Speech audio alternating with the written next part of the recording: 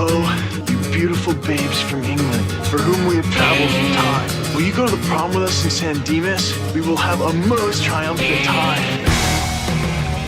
Greetings, most excellent friends, and welcome to episode 6 of Bill and Ted's Excellent Podcast. I am your host, Linda Kay, and I am also the web dudess of Bill and Ted's Excellent Online Adventure, which you can find at billandted.org. I'd like to thank all of you for joining us for this very exciting episode. We have a really wonderful interview with Kimberly Kates, whom you may know better as Kimberly LaBelle, as she was credited in Bill and Ted's Excellent Adventure when she played Princess Elizabeth. And she shared with us some very interesting insights into working on Excellent Adventure and also what really happened with the casting of the princesses in Bogus Journey. So you definitely want to stay tuned for that. And our featured artist today will be Cochise and the Big R. And we're going to be playing their song, I'll Carry You. So stay tuned. We know you're going to like it. But first, we're going to start off with some news. This week marked the 25th anniversary of Bill and Ted's Excellent Adventure. It's hard to believe, but it came out on February 17th, 1989. Whoa, that was totally last century, dude. To celebrate, we did some fun stuff on our Facebook page and group and also on Twitter, and we shared a lot of posts, and it seemed like the internet was flooded with these things you may not know about Excellent Adventure lists. Every news media that seemed to pick up on the Bill and Ted anniversary, that was their take on it, was to come out with their specific list of the things you may not know about the movie. And they were all different numbers, like some were 10, some were 7, some were 9. They were all over the place. Nobody tried to do a 69 things you didn't know. The best of the articles came from Wired. They interviewed Alex Winter directly, so that was the best source. But all the lists were a lot of fun. It was really neat to see people take an interest in Excellent Adventure again. If you'd like to check out the interview that Alex did on Wired, you can just go to wired.com and put Bill and Ted in their search box, and it comes up. And that was a fun one. Also, to help celebrate the 25th anniversary of Excellent Adventure, we've learned that the UK will release a Blu-ray DVD special edition of Excellent Adventure in a steelbook case. And that's coming out on March 17th, and it's called the 25th Anniversary Steelbook Edition of Bill and Ted's Excellent Adventure. It's available to order from amazon.co.uk, and I believe you can order from anywhere in the world. You may not be able to play the DVD unless you have a multi-region Blu-ray DVD player. So check on that, but it's going to be an awesome collectible anyway in the steelbook case. So go ahead and pick that up if you're interested. Diane Franklin, whom we better know as Princess Joanna from Bill and Ted's Excellent Adventure, was interviewed at a really cool website called Parafanatical. And they took a long time interviewing Diane in a park on video, so you get to see her. And she's looking awesome. And the interviewer was a lot of fun, asked a lot of really great questions, talked about the whole of Diane's career, about her new book. And it was a really fun interview. So you can check that out. Just go to parafanatical.com/Diane.Franklin and check it out. Jane Weedlin, whom we know played Joan of Arc in Excellent Adventure, she's released a new single entitled Men, and it's a song that's featured in a new film called Hidden Hills. And she also appears in the movie Hidden Hills because Jane's not only a fantastic singer and musician, she's also a great actress. And you can check out the movie's website at hiddenhillsthemovie.com. It actually came out last year, and I believe it's been making the rounds at different film festivals and various screenings. Not sure if it's come out on DVD yet or when it will, but you can get the song Men. That's available on Amazon. And if you just go to amazon.com, you can look up Jane Weedlin, and that's Wiedlin, and search for Jane Weedlin Men, and that comes right up. You can pick that up. It's an excellent song. Alex Winter has been very busy. Not only has he been working on the new documentary Deep Web, doing the interviews related to that, he's also directed a commercial for Hasbro. And he's also directed a new series that's streaming for free on Amazon. And it was made specifically for Amazon Originals, the kids section. And it's a lot of fun. You got to check it out. It's called Maker Shack Agency. And don't want to give away too much about it, but it's sort of like, I hate to say this, but it's sort of like MacGyver for kids. That's my take on it. It's really clever kids helping other kids out by scientific and knowledgeable means. It's really cool. Go to Amazon.com, just search for Maker Shack Agency, and it should come right up, and give it a watch. It's free to watch right now on Amazon Instant Video. It's really a fun series, and we think Alex did a really great job directing that. You can sense the style from his early short films and from Freak. There's that definite Alex Winter style to it. So definitely take a look at that. And if you like it, give it a review on Amazon.com. That really helps a lot. Also, Alex was interviewed by Westchester Magazine in an article entitled "The Revolution Will Be Digitized." In the article, he talks about Napster and Bitcoin and his documentaries relating to those, of course, downloaded in deep web. And it includes a really nice photo of Alex. So you'll want to take a look at that as well. It's at www.westchestermagazine.com, and just search for Alex Winter and that comes right up as well. And Alex will be giving a 15-minute lecture at South by Southwest this year. That will be on Sunday, March 9th, around 3:30 p.m. His segment is called The Battle for the Digital Frontier, and it's part of the Future 15's new media series, and they're going to have different speakers. It's 3 different speakers between 3:30 and 4:30, and each of them are going to talk for 15 minutes, and it all has to do with new media. Sounds like a really interesting panel. So if you're going to be in Texas, and especially if you're going to be at South by Southwest, definitely get in on this panel. You'll want to put it on your schedule, and you can go to schedule.sxsw.com. Just go to March 9th, and you can click there to put it on your schedule, and definitely check it out if you're going to be there. That's it for the news. So I am very excited and honored to welcome to the podcast today the one and only Kimberly Cates. You may know her as Kimberly LaBelle. She played Princess Elizabeth in Bill and Ted's Excellent Adventure. Yes, we have a princess babe with us today. Kimberly, welcome to the show. Thank you so much, Linda, and greetings to everybody. Excellent. This is the exciting 25th anniversary of Bill and Ted's, which seems like it was just yesterday. Oh, I know. Now, was Bill and Ted's Excellent Adventure, was that your first movie? How did you get into acting in the first place? Well, I acted a lot in church plays when I was young. Ah. And I just was doing it as somewhat of a hobby. Loved it. I was, your typical performing kid putting on plays for your family, making them watch these really ridiculous routines that kids come up with. And I just loved doing it. I just loved singing, dancing, doing gymnastics, being an acrobat. And I did it then in our church. Then I went on I was always pushed into academics and studying, so I never really thought of it as something I could seriously do. I read a lot because I grew up pretty much in the middle of the woods with no electricity or water. Oh, wow. Because my parents were hippies, and that's how we grew up, and wanted to learn to live off of the land, which I appreciate. It was during the 70s and early 80s. Mm-hmm. And then I came to Los Angeles. I was encouraged by somebody to enter a modeling contest for bathing suits because of gymnastics and being a runner, my body was in good shape. So as a joke, I entered into a modeling bathing suit contest, and I won for the state that I lived in, up north. And great. Okay, it was sort of a fluke. I was a tomboy. It was okay. That's nice. I like that. Well, no, I just didn't think. I was like, really? Oh, I placed in the top 100 in the nation. So, it was not a big deal, really, to me at all. I just thought it was they made a mistake or something.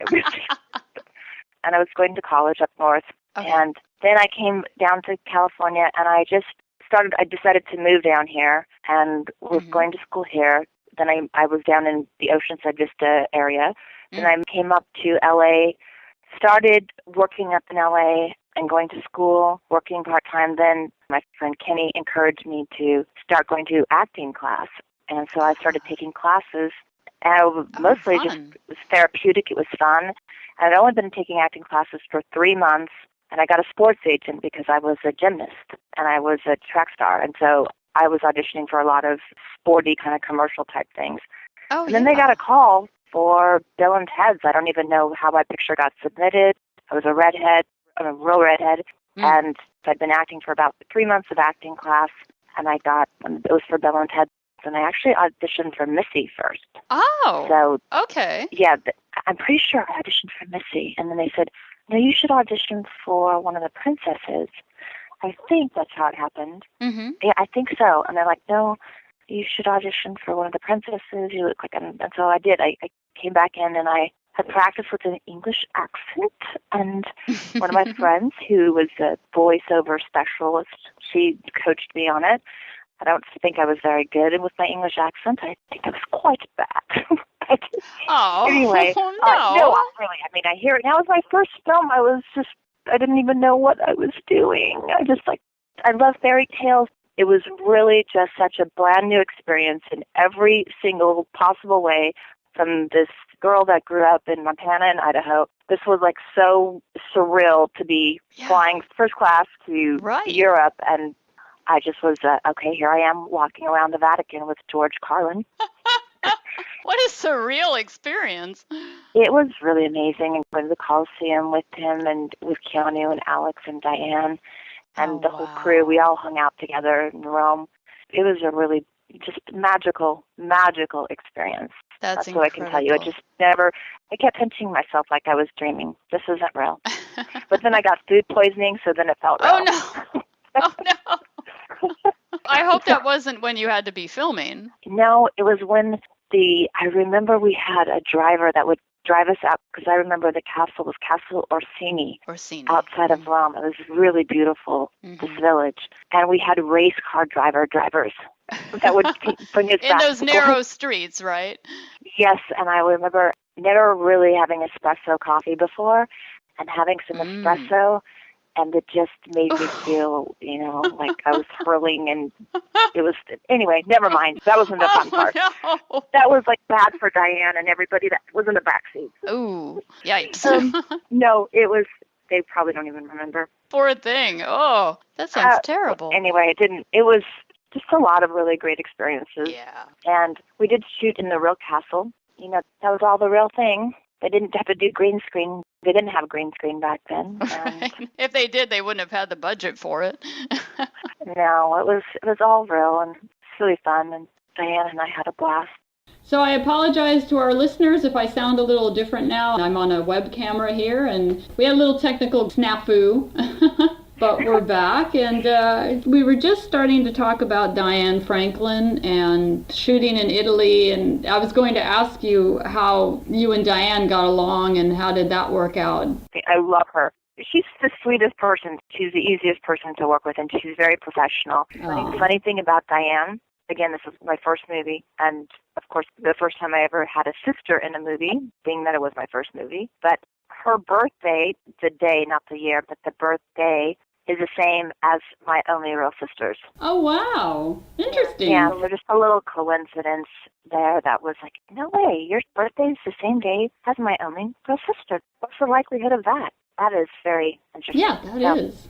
Anyway, so I felt an immediate kinship with her, and we got along great. We hung out a lot, and I have spoken to Diane. She was doing some things with her book last year, Right. and so I did a couple interviews with her and contributed what I could, any photos and different things that I had for her book. Yeah, you did that Radio A Go-Go interview when she was hosting that show, the Babes of the 80s. That was a good one. Yeah, that's really nice. I mean, it's like, okay, well, I was the babe of 89, okay. I did most of my work in the 90s. No, anyway, I was honored to be on her show, and she had some really funny people on there. She did some great work. She does. I mean, she was very talented, very professional, and put up with me being completely brand new to this and helped me along. But she was very confident, knew her way around the camera, knew, the dialect, and I just felt like she played the perfect role model for me to emulate, essentially. So right. She was great. Yeah, she was wonderful. We went out to dinner a lot together and shopping, and she went on all of our jaunts around Rome. Nice. With Keanu and Alex and George, and I remember the costume designer, and I think Ed Solomon was there, part of it, and Chris Matheson. We'd all jaunt around. Nice. So, yeah, it was really fun. Not a bad way to earn a paycheck. No, I mean, we worked also. I don't Yes. want to say that we were just completely on vacation because we did work, but we did have our weekends off and had our per diem to spend, so I made good use of that. I don't know if anybody else did, but I like shopping in Italy. It was the first time for me.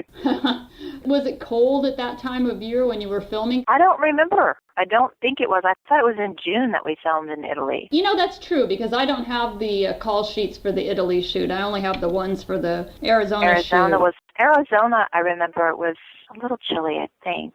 But that was before we went to Italy, though. So you shot the prom scenes before Italy. Mm-hmm. Yes, we did. And then when they decided to change the ending, I assume then they shot the scene in the garage. Do you know if that was shot in Phoenix as well? No, that was shot in Los Angeles. I think that was shot in West Los Angeles. I wondered about that because I thought, well, why they wouldn't go back to Arizona to shoot a garage? No, we were in West LA.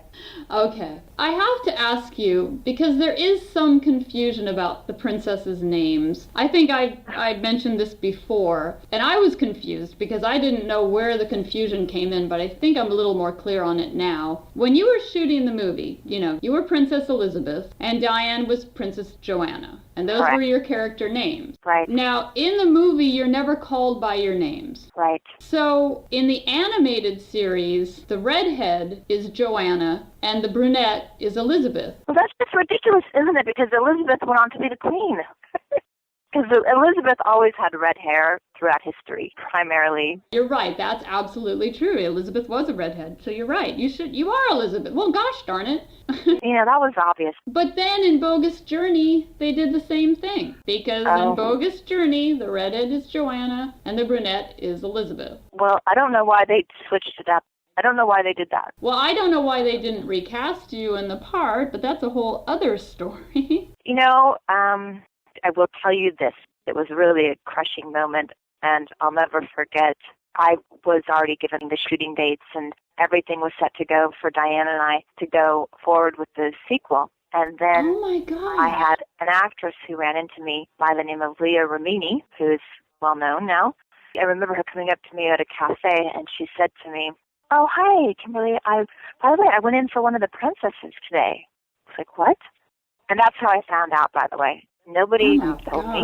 No, it was a really terrible way of finding out, but it wasn't Leah's fault by any means, but she didn't know. She decided I didn't want to do it.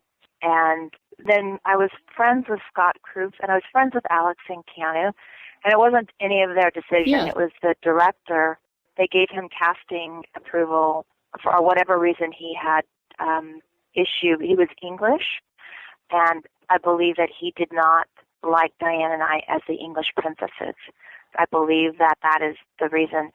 I mean, that's the honest reason. Well, that had to feel like just being punched in the stomach. It was. I was sick, and it was one of those things where it made me question why I wanted to be in this business. And I will tell you, it was a really interesting time in my life because at the same time that was happening and I got that horrible news, Martin Scorsese had seen me in something that I had done, HBO show, young girl, funny character in this Paul Schaefer special. And I had a meeting with Martin Scorsese about a project, and we became very good friends, and he mentored me throughout the 90s and really encouraged me with my career and with educating me through, giving me movies like The Searchers and The Red Shoes and Mean Streets. And I really, really got into film. So I could have gone one way. I could have okay, I'm getting out of this business. This is too painful, not doing Bill and Ted's 2. Or I could dig in deeper and find out, do more work and do more stage and study Elia Kazan, study on the waterfront, really educate myself, learn about film editing. And as a producer now, I understand a lot of different aspects of filmmaking. For whatever reason, I wasn't cast in the part and Diane wasn't recast. It was heartbreaking, but sometimes when you break your heart, it opens the door to other things. And that's how I just used it. I used it to propel myself deeper into the work, into my education in film, into my education in theater, to doing Romeo and Juliet, to playing Ophelia, to learning about the business and realizing I always knew I still had much to learn, and maybe it happened too quickly, and I wasn't trained as an actress when I got the part. like I said, I'd only been acting for 3 months when I was cast in the part. And I had been studying. I always believe in studying. Even when I was working, I always studied theater and always was on stage. I really feel strongly as an actor you have to keep your muscle greased by being on stage if you're not shooting something. So that's how it came down. Was I found out through Leah, then my manager confirmed, then I met with the director, and I remember I was going through a lot because my brother was in the Gulf War, and they were shooting that during the Gulf War. Oh, no, My brother was in the Gulf War, and he'd almost been killed. And I remember I had just got that news when I had to go meet with Peter Hewitt and have a lunch with him, and I was sort of shell-shocked about having to meet with him in the first place, but everything going on with my brother. So I was talking to him and trying to be as friendly as I can, but I did my best to try to find something to relate to with him. But I can tell you honestly that I didn't really have anything in common with Peter Hewitt. And even though I tried being nice, but I just felt like, why am I meeting with you? So that was pretty much the situation. As I met with him, but then I got put in an awkward position, as many actors do, when you don't want to feel desperate for a part. But anyway, I felt like it wasn't going to happen, even though I worked really hard. They made me re-audition. They made Diane re-audition for the whole thing. But it didn't happen. And I always thought for so long, I was really mad at Alex and Keanu because I thought they were the ones that kept Diane and I at it. And Alex and I have become close friends.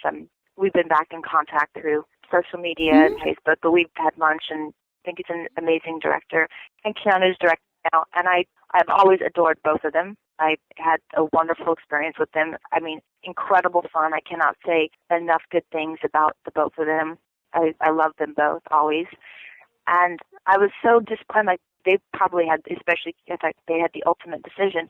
But Alex said absolutely not, that they were really mad. But I know that Alex and Keanu really wanted Diane and I to be back in the movie with them, and Alex said absolutely not. They did not have anything to do with the recasting. I wouldn't have believed it if someone had told me that was the case. No, it wasn't. Because everyone else came back. I know. It's like, one of those things.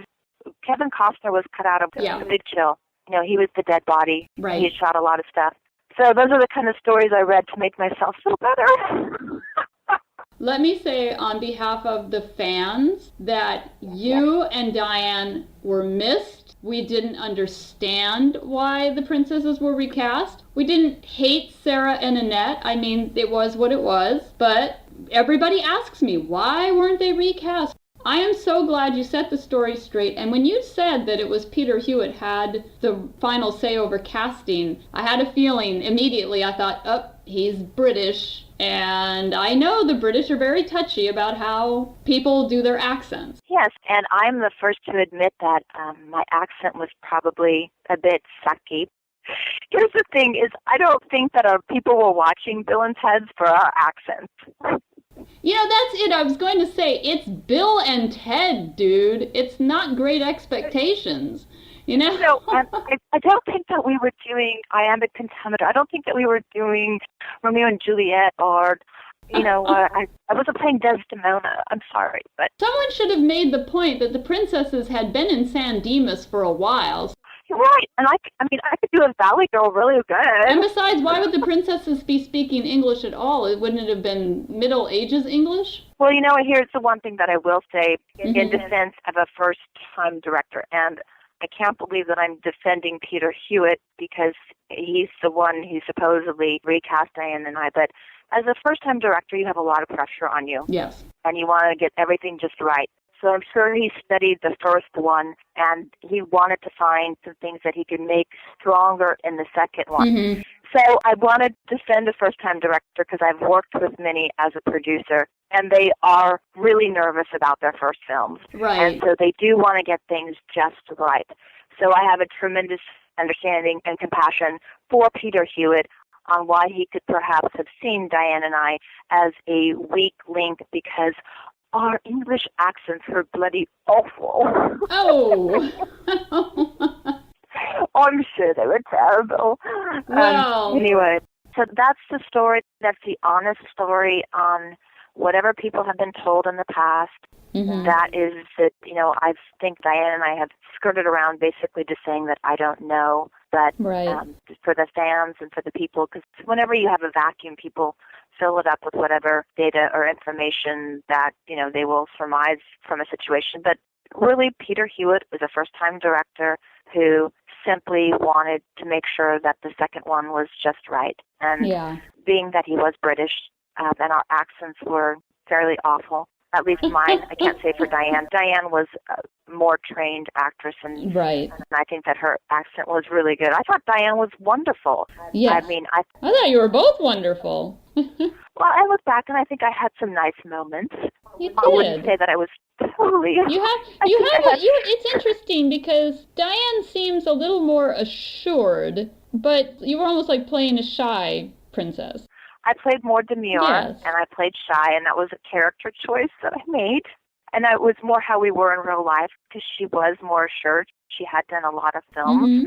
This was my first movie, so I thought I'm just going to go with more of the shy one. And to Bill's more shy one, also, when he kind of hung back from Keanu's character. That's true. In our first meeting in the garden. And Bill was more shy, and I was more shy, which made more sense that we would be together. That's true. Good point. But I can honestly say that if I look back at that film, I was very young and very new to the business, and my confidence was, not what I eventually, and I don't know if any actor ever becomes 100% confident after working on so many movies.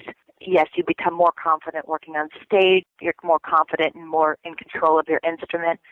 But it's one of those things that it takes experience, which I didn't have, and I could only, that then, you rely on your director or you rely on your other actors. That's why training is always important for actors and always to be doing the stage work, because you always have that to fall back on. Very true. Yeah, I really appreciate your being honest and telling us the true story, because I've always wondered about that, and I knew Alex and Keanu would have nothing to do with that. I'm glad that you could clear that with them. And Alex was saying, no, that was, when I talked to him, he said it was a real travesty, and he and Keanu felt horrible about the whole thing, because we were friends with them, so it was an awkward situation for us. That's a shame. But it's okay. It's in the past, and it was a great learning lesson, and I understand Peter's position, and I understand it all, and it all had its reason, and I always think it's important in life to take a negative and turn it into a positive.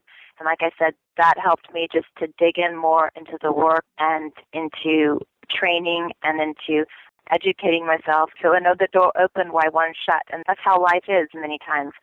So I was in my early 20s, and it was a great learning experience for life. That's fantastic. And so if Peter Hewitt is listening or ever, I am not upset with him at all. I completely understand why he would do something like this. That's good. So it's all good. Everything is good. That's good. And I personally like Excellent Adventure a little bit better. And by the way, I will just say this, and Ed and Chris will probably forget and say, okay, that is not true, but I do know it was true. I did come up with the line at the very end, the credit card line. That was something I wrote. I just want to put that on the record. And something called credit cards. Remember when I said that? Oh, that was your line. I came up with that. It was my first little writing thing I did. There you go. And see? Yay. Yes, of course, and the queen of credit cards, that would be me.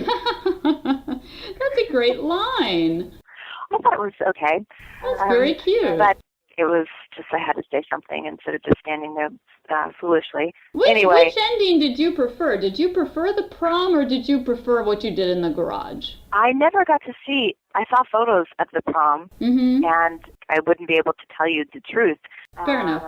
I mean, honestly, I think that they should have had both endings on the movie. Sure. I would have put both of them, and I'm sure that they tested the film, because that's why they reshot it, is they wanted to test the ending with a more upbeat ending or an ending with perhaps a sequel in mind. The one thing I like about the garage scene as opposed to the prom scene was I doubted in the prom scene that the babes became part of the band at the end. Yeah, we didn't. I don't think so.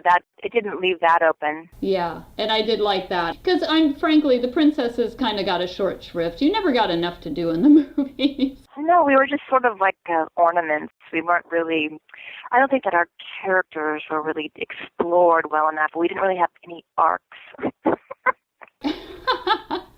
Have you heard? I know you can't. I know we can't talk too much about Bill and Ted 3 because it's still in development. But have you heard anything at all regarding Bill and Ted 3? Is there a chance you might be able to come back for that one? I don't know. Or is it still up in the air? I don't know. I mean, I thought that it would be really funny too, but this is my sense of humor, which is very wicked and dry, is that both princesses would be their ex-wives. So it would be whoever played me. We would be both the ex-wives, like curlers in our hair, like smoking cigarettes and like in the trailer park bitching about Bill and Ted, like being such slobs or something. I wish you were working on the script with them. That's hilarious. I don't know. I honestly don't know how they would do it. And time will tell. I don't know, but I have spoken to Ed and I have spoken to Alex, and I know that they have a film, and I know some of the storyline, and they've asked none of it to be revealed. So no, absolutely not. I honor their wishes, and absolutely can't discuss it. But nope. I think it sounds really interesting, and I think the fans will really like it. It'll appeal to the original Bill and Ted's fans, but I think that it'll also attract a whole new audience with what they've done. A whole young audience with I love the concept. Great. That's good to hear. So what happened as far as Bogus Journey and you not getting the part, in a way, played a big part in you becoming the person you are today. And you work for a company called Big Screen Entertainment Group. Tell us about that and what your role is and what you do now in the film industry, because it's very exciting. Yes, it is. It's exciting. It's a lot of work. I started off as the vice president of the company, and then I got moved up to president, and now I'm the CEO and co-chairperson. So I have a lot of different roles and a lot of different hats that I wear. The company starting off as just as a production company, and then I've created a distribution division both domestically and internationally. Now we are in joint ventures with China on various projects. One project that I'm hoping to get off the ground this year. It's a franchise picture. And I produce films. I mean, I've learned everything in the film business, from going to the different markets and selling projects, from raising the money for projects. We are a public company as well, so I have a lot of shareholders to answer to. And it's very extensive. My role is just oversee many, many different departments and hire people in social media, marketing, distribution, sales, production, visual effects, color correction, editors, DPs, everything. I option scripts, read scripts, get scripts out. I'm raising a film fund right now. So I just have a lot of hats that I wear. And I have really wonderful people that I've worked with for a long time, great partners. One of my partners is Michael Manasari, who was in the TV show Weird Science. Oh, okay. He's the director, and I'm the producer. Now he's producing and writing now as well. Oh, wow. We've been working together for about 12 or 13 years. My other partner is Stephen Eckleberry. He was married to the famous actress Karen Black, who recently passed away. Oh, okay. God bless you, Karen. Oh. And Stephen and I have worked together for a while. Stephen directed me in a couple of films before, and now we work together. He's president of production in our company. Oh, terrific. And then I'm working with two very, very talented French directors, Julien and Benoit de Caléon, and they are incredible filmmakers from France. They're considered the new Wachowski brothers. They really are phenomenal filmmakers. And I just work with a really great team. Anita Gregory, who's Charles Durning's daughter, and she runs our reality TV division and scripted television division. Rosalind Hornsby, who worked for Motown. We have a music division. Michael Gardner, our head of business affairs, and our attorney, that is a wonderful litigator, kicks people's ass for me. We have a great team of people, and we're expanding our company. There's some things that are occurring that I can't really discuss with you right now, but a lot of great things for the future that we're working on, some new films, as well as distributing some films right now. We have a film that's in distribution right now in theaters called Crimson Winter. It's sort of a vampire Game of Thrones film. Oh, yeah. Isaac Marble produced it. He's working with my company now in sales and acquisitions. And Bill Petrowski, who's also working with Big Screen. So we just have a really, really good team of people, and I love being in production and distribute. I mean, I love doing all of production. I love business, and I love being creative with it as well. So my job is very, very extensive. I'm never bored. I've always got a lot to do. Well, yeah, and it's great that you can balance those two things. Because a lot of people who are artistic, they can't handle the business side. And the people who are business-oriented don't necessarily understand the artistic side. But you obviously have a really good grasp of both, and that's a very unique quality to have in this position. Yeah, I guess so. I mean, it was something that was partially how I grew up because, like I said, I did grow up with doing all of the performance art, my church plays and gymnastics and the performing part. But then I was real science, math-brained as well with doing pre-med and also working with my mother. My mother always had boutiques and stores, so I was always selling and helping her sell things. And that's, you have to be business-minded. Especially if you have your own store, you're really working your butt off, and you know what it takes to make it in order to survive in business. And so I learned at a very young age when I would help my mother from like 11, 12, 13 years old. I learned a lot about business there, advertising, marketing, setting things up. So it was a good balance, how I loved performing as a child, but never thinking that that would be a career choice. And my parents, my mother particularly, was really happy. I mean, she loved it when she saw my acting. She liked it, but she's glad that I went into more business, just for various reasons. But, I mean, I can do both. I did act in the small part in this film that we have coming out called Mosquito Man. It's a comic book adventure film, and I have a little part in it. So I do, occasionally I get to do a little bit here and there. And then when we do script read-throughs, I get to play different characters. I was going to ask what you preferred, but I mean, if you can do both, that's the best of both worlds. Well, I would never do both, and there's a couple of reasons why. I think there's certain people that can do both. I mean, I really, really, truly admire the Clint Eastwoods of the world who can direct and act and do this incredible job. But I have seen people that have done it, and I just don't think that you can pay attention to all the different moving parts so much. And it is using different parts of your brain, even being a director and being an actor, to jump back and forth like that. And I've seen it. It's just so much work. It's one of those things. As a producer and as a business person, there's so many talented actors out there. And I just feel that putting myself in front of the camera is generally, I would not ever jump into something because there's so many actors that really love it and have a passion for it. And it's their time to give them an opportunity. And I'm already producing. I already have my hat that I'm wearing. I don't want to say it's egotistical to do both because that's demeaning to other people that do it. But for me, I want to make my investors their money back. And I want to make sure I put the best person in the part. And I don't have to be in my movies, so let's put it that way. I can produce movies and try to make the best films that I possibly can, casting the best actors. And if I think that I can do something and it's a small part, I will jump in there. I mean, I miss stage acting more than I miss being on film, though. I miss doing plays more than I miss the films. That's a whole other thing. I love doing live performances. That I really miss. But having the need to be on film wasn't something that was a driving force for me. I really loved the stage work. And that's something that a person, could do at any age, which is really great because there's all sorts of plays that have so many different people in all age groups. There's not a lot of ageism in plays as there is in movies and TV. So it's a more honest way in some ways of performing. But I do love movies very much. Anyway, so that's my life. It's really just running a production and distribution company, expanding into education, expanding into different areas of media, expanding now into joint ventures with China. Setting up a big entertainment international in France. I have French partners. So the company is branching out tremendously, and I'm just focusing on the expansion of the company and taking all the knowledge that I learned as an actress and all the knowledge that I've learned from my friends, who I have some wonderful friends who taught me a lot, and putting that all to use and really working with a team, which feels great. It's always wonderful. People talk about their teams in Hollywood, and I hear that term being made fun of sometimes. But it shouldn't be diminished.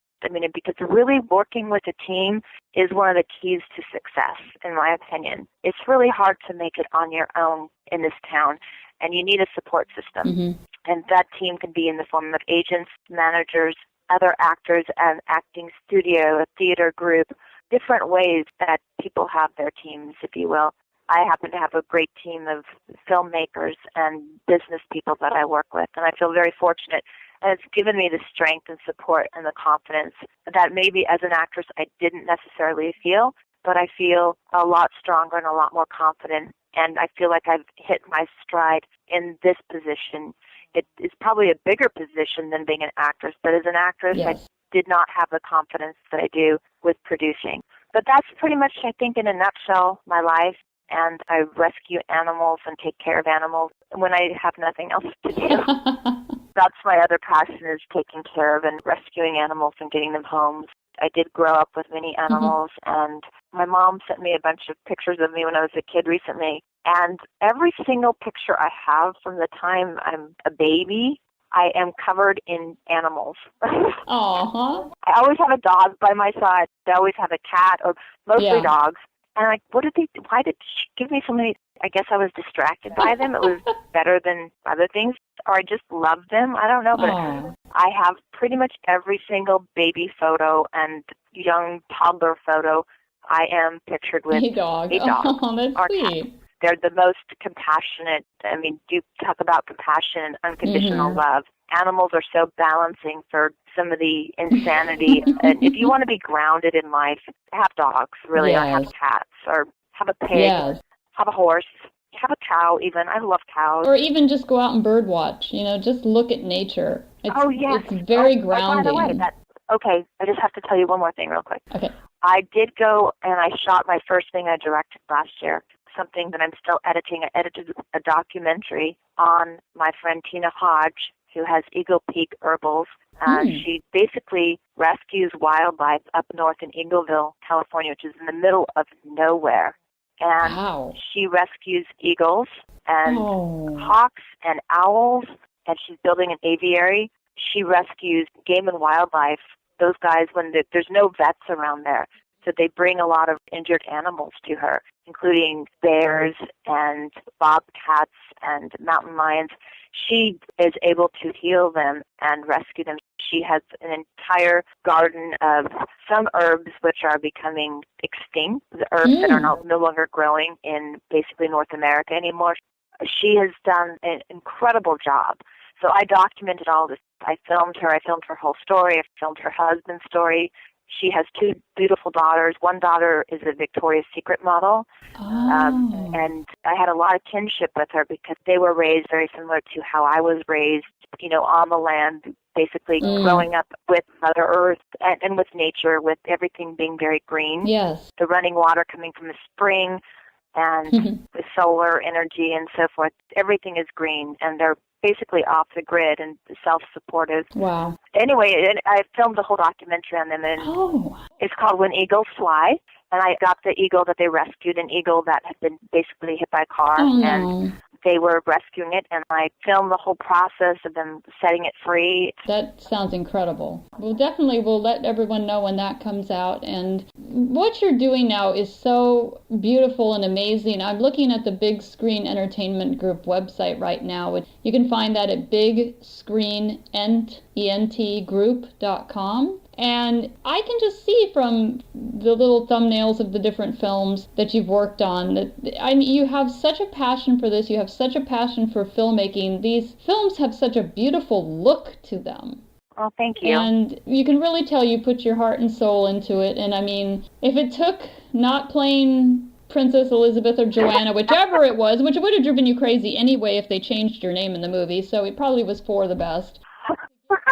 If it took that to get you to this place, then I think it was for the best. There's been other things. The one thing with actors, I will just say this real quick. You can work on a part and you can be auditioning for 2 months, which I did. I would go in for 6 callbacks. Yes. And you don't get it. It's down to 2 or 3 girls. Oh, my gosh, it's so heartbreaking. Oh, yeah. As a producer, I can be developing a project and working on it. One door closes, one door closes, one door closes. You get no's, no's, no's, no's. Then there will be a yes, and it might not be right away, but it doesn't feel like all that work is for naught. Right. Although I would always try to tell myself as an actress, okay, I stretched, I grew, I worked hard on this, I auditioned, I got this far, that's a win, that's a win. but you didn't get it. So you don't really get the final product of being able to play that part that you were so passionate for, that you really loved. But as a producer, the great part is that, okay, you can get a lot of no's, you can have the doors closed, you can get a lot of rejection, but one day that film could get made. Right. Yeah, I like that. I mean, the rejection isn't as stinging, if you will, because I do believe, and I don't care, I mean, there's people that are probably really good at just being able to bounce back from the rejection, but I have seen people that are famous that I've worked with that I love and that are wonderful, but some of that rejection and some of the hurtful things that are said, they are human beings. They're going to be affected by it. And to think that, oh, this comment or that comment or this or that is not going to affect somebody, they're not robots. They have hearts. Words do sting. I mean, I don't care. Even if you don't want to read certain things, people read things. You get rejected enough as an actor, and eventually it can make you a little nutty, a little insecure, and I've seen it with certain people, and that makes you a little shell-shocked, basically. Yeah. I mean, it's traumatic. Yes, I don't know how it couldn't be. That's what I would describe it as. Yeah. And as a producer, it is less traumatic to be rejected because we're so obstinate, we're so stubborn. Producers will, whatever we have to do, force something into existence, give birth to it no matter what. And I am a very stubborn, determined person, so it fits better for my personality to be producing and forging ahead no matter what. I will go through this blockade and I will get the job done. As an actor, you want to feel that way, and you can do that. You can do that easier on stage as opposed to film and TV. But you know what? The wonderful thing now for actors is that it's so easy. If you want to really film something or even make your own webisodes, it's not that difficult to do with all the technology that is so readily and inexpensively available to just go out and create now. It's wonderful. Yeah. It's amazing. That's true. It comes down to what the product is, not really how it's made. You can see some wonderful low-budget stuff, and you can see the worst high-budget movies in the world. It all comes down to communication and the quality of that communication. And hopefully the technical part of the film will be as high, but sometimes we see in Hollywood the technical and the visual effects are so high and amazing, but there's really no story there. There's nothing that's really communicating from the heart. Exactly. You know, and I can tell you Bill and Ted's is, back to Bill and Ted's, Bill and Ted had a lot of heart. Yes. You know, they had a lot of heart. There was an innocence and fondness, and Ed and Chris put that in there, and Keanu and Alex put that in there. And Alex and Keanu, I will say this about them to just sum this up, is they genuinely are really good people. And I think that comes through. I mean, I don't know, their personal lives, or I don't know them, like every little detail of their lives.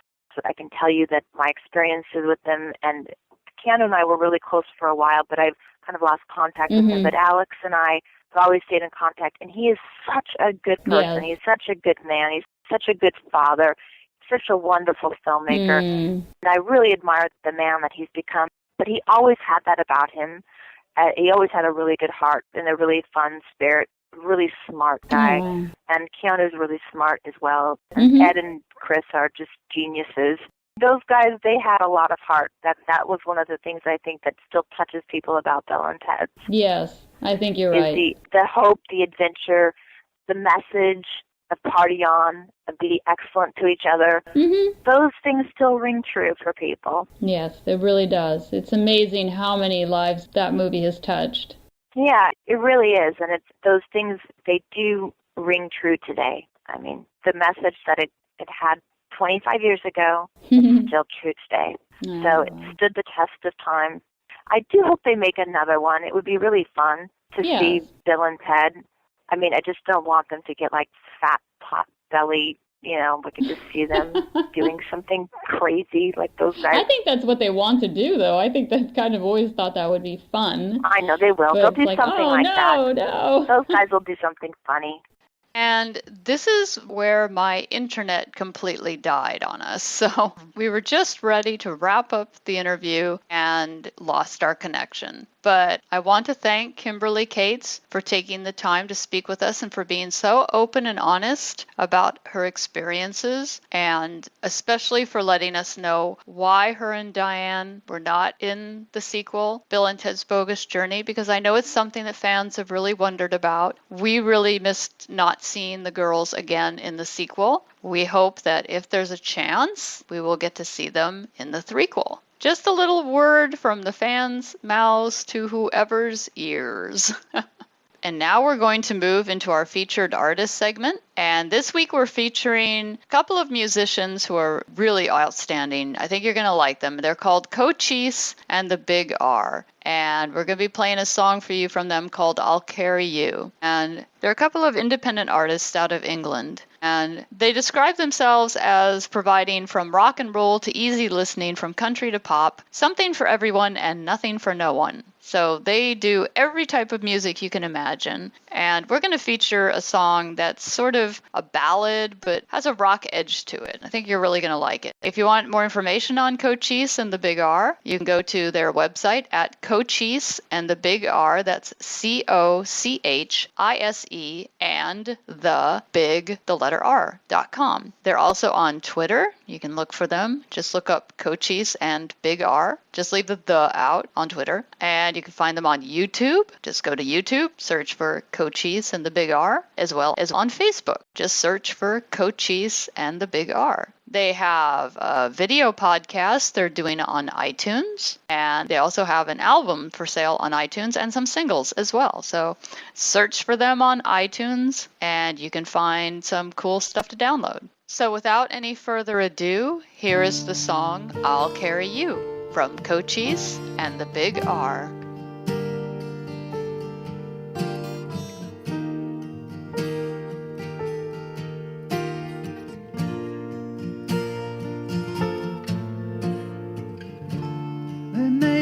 They're fighters, no retreat, no regret. We gave them our hearts on our sleeves, now I live to forget. They made us their heroes and lined us up on the wall. They say fortune favors the bold, but your name, it don't call. And now we're down in the hole. I guess there's nowhere else to go. And I'll carry you when your soul is bleeding. If there's a chance your heart's still beating, I'll take the strain and I will carry you. I'll carry you when the night is falling. If there's a chance I hear you calling, in my arms I will carry you. They made us relentless, too cold, too brave, too tough. We gave them everything they want. What they want is never enough. They made us move closer than the stars in the sky. We gave them a night to remember. There's nowhere to hide. And now we're down in the hole. I guess there's nowhere else to go. And I'll carry you when your soul is bleeding. If there's a chance our heart's still beating, I'll take the strain, I will carry you. And I'll carry you when the night is falling. If there's a chance I hear you calling, in my arms I will carry you. I'll carry you.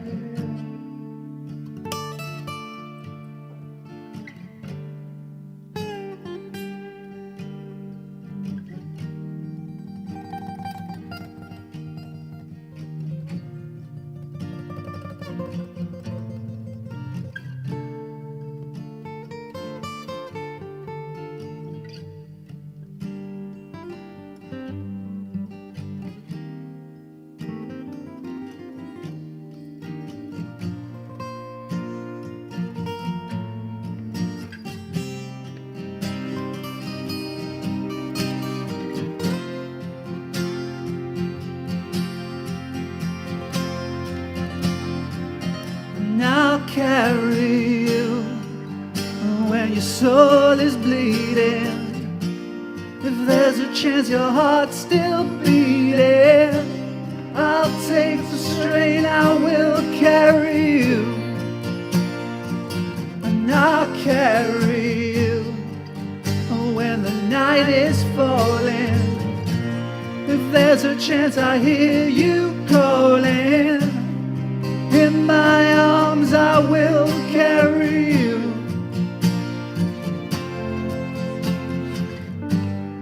Mailers, they're fighters, no retreat, no regret.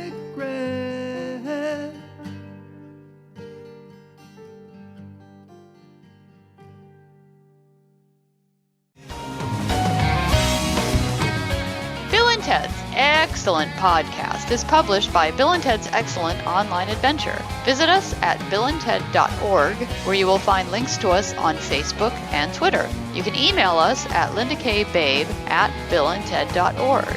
And we'd like to wish a happy anniversary to everyone who worked on Bill and Ted's Excellent Adventure, which is every bit as fresh and funny as it was the day it hit the big screen 25 years ago.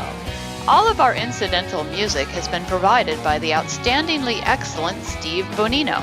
Check out his other projects at stevebonino.com. Bill and Ted's Excellent Adventure, characters and images trademarked and copyrighted 1989-2003, Creative Licensing Corporation, all rights reserved. The motion picture Bill and Ted's Excellent Adventure, copyright 1989, Orion Pictures Corporation, all rights reserved. The motion picture Bill and Ted's Bogus Journey, copyright 1991, Orion Pictures Corporation Incorporated, all rights reserved. Tune in again next time for Bill and Ted's Excellent Podcast.